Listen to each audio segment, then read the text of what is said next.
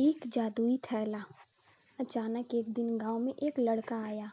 उसके पास एक थैला था जिसमें बहुत सारी सूखी मेवा थी। वह बच्चों को बादाम, काजू, किशमिश बांटा करता था। धीरे धीरे लोग उसे मेवा वाला कहकर बुलाने लगे।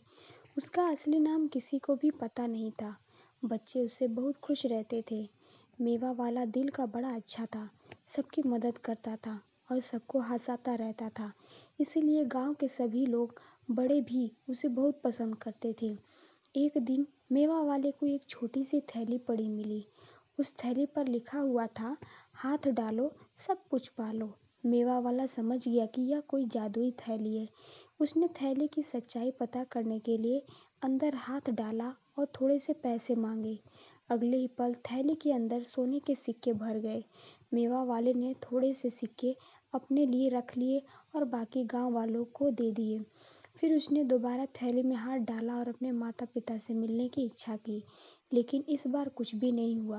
वह सोच रहा था कि वह अपने माता पिता से मिल पाएगा, लेकिन ऐसा नहीं हुआ। उसका मन दुखी हो गया।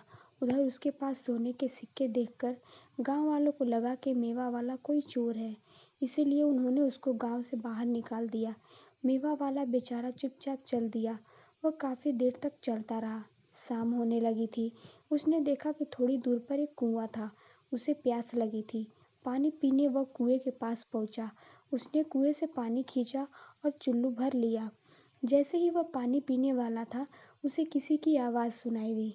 उसने देखा कि एक बूढ़ा प्यास के कारण बेहोश सा पड़ा हुआ था।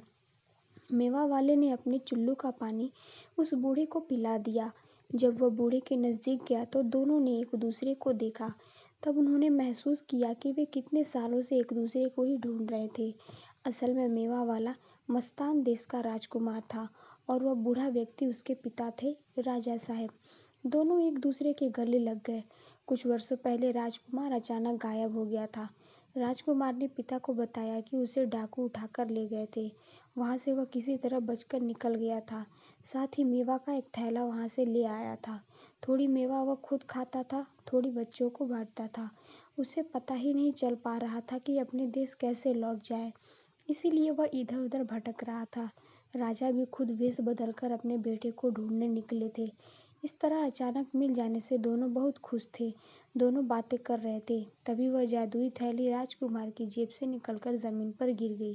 राजकुमार ने थैली को उठाया और चूम लिया। आखिर उसने थैली में हाथ डालकर सब कुछ पा जो लिया था। कैसी लगी कहानी कमेंट बॉक्स में ज़रूर बताएं। चैनल पर